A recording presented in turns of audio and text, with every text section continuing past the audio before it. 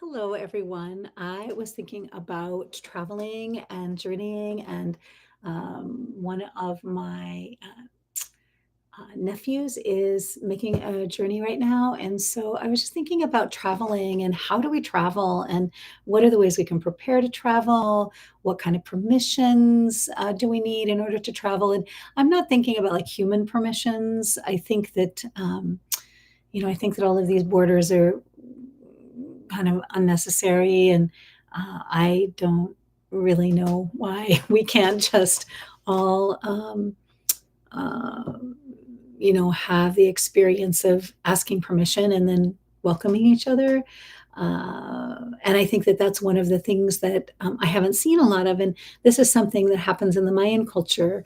And so one of the things that we do is it's like permiso, permiso, permiso.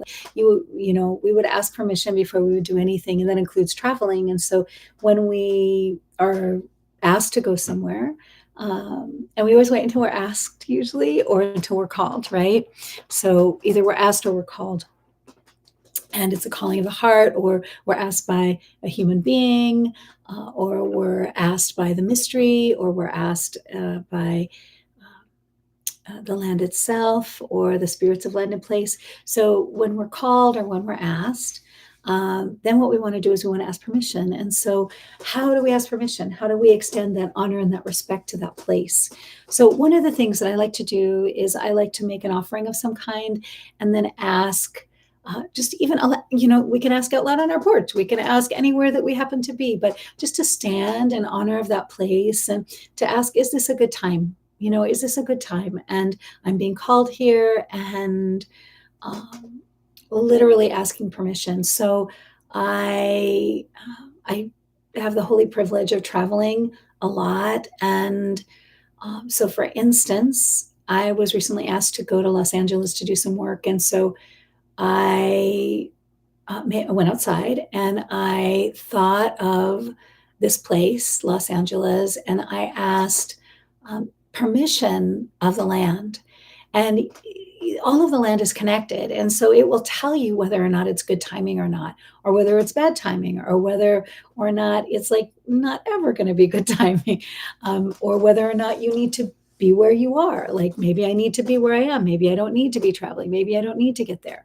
And so I think that, these kind of pretend borders or these borders that have kind of allowed things to go into a very, for all intents and purposes, to be controlled by human beings.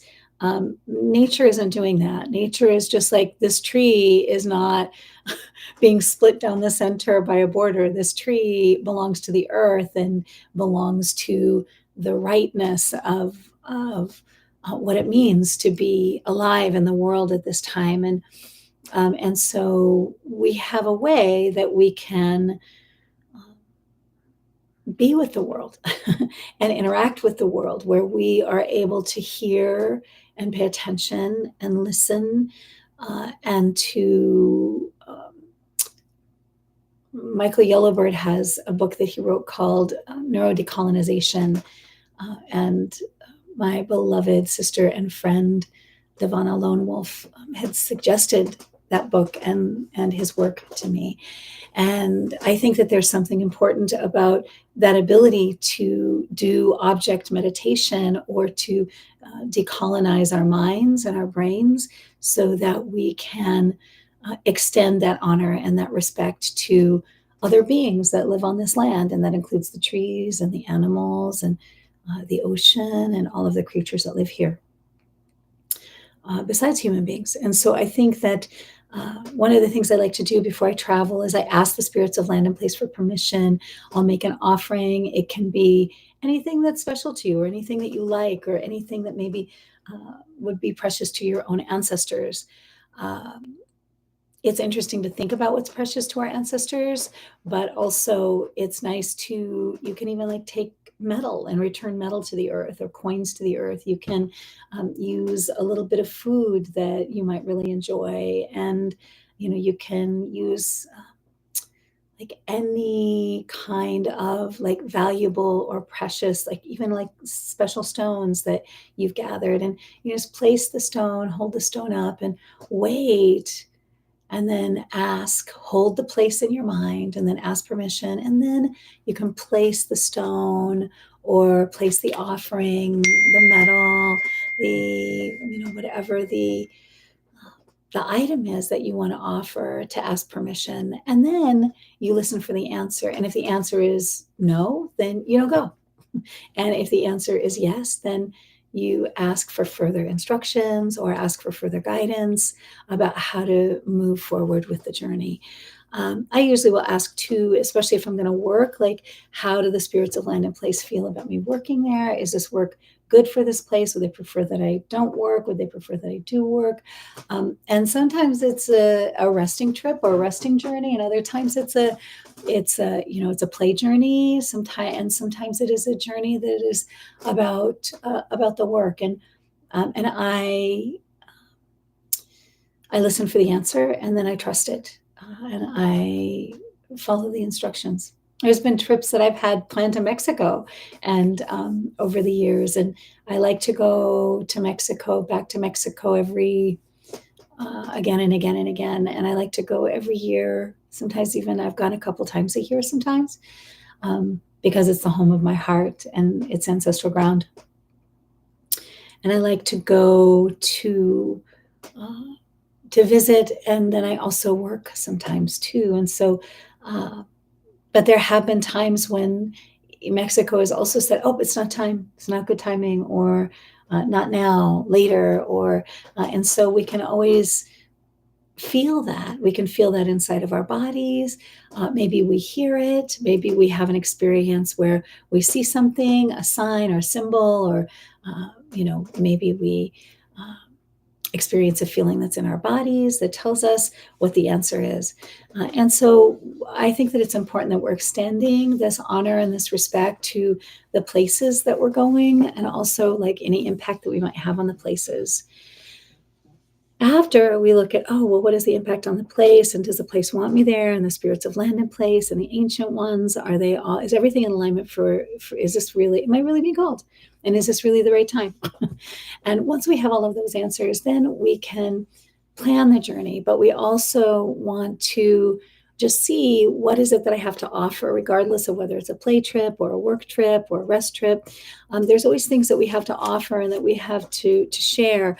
But there's also so many things that we have to learn. So then, if it's a place I haven't been before, then I explore the place, or I talk with either a friend who's been there, or someone who's from there, and I just ask, how can I best extend honor and respect as I go to this place, and what is the best way for me to travel there? And so that way we're in alignment, and we've researched. And then if there's another language spoken there, I always like to do my very best to learn as much as I can of that language, or at least having the basics of hello, good morning, good afternoon, good evening, or hello, beautiful, or, but something, unless that's like not a good idea to say that to someone. And in some places it's not, depending where you are. And so even in the United States, traveling from one place to another, that might not be a good idea to say that, or that might not be an appropriate thing to say to just anyone. And so it's something to reflect on and to think about around, oh, how can I be be a blessing, or how can I be a positive, I don't know if blessing is the right thing, because how can I really bring something that is good and true and beautiful wherever I'm going? And I really loved Angelus Arian. My mentors used to say, do no harm and leave no trace. So when we're traveling, it's, there's this opportunity to have a positive impact and to be positively impacted, and to um, express our gratitude as we go on the journey, as we begin our way, as we make our way on our journey to to begin with gratitude and just to extend gratitude to people. I'm always so grateful to be invited and welcome to someone's home and to be in their place. And, even with plants and animals, and or maybe especially with plants and animals, it's like, oh, they were here first and they've been here longer. And, that tree's been here several hundred years longer than I've been here. And so to like come to their home with honor and respect and regard and grace um, and to really stay respectful of where we enter and how we enter and the ways in which we are being with these places and these people and these experiences where we have the privilege of traveling. And then something that I really like to do also is if there is any travel is going to involve some kind of carbon footprint. And so what we want is we want to be able to reduce or eliminate that. And so one of the things I like to do is I like to plant things, especially trees after a trip. And the Arbor Society does that. And you can plant trees about, you can plant like 10 trees and they will send them to you in the right season.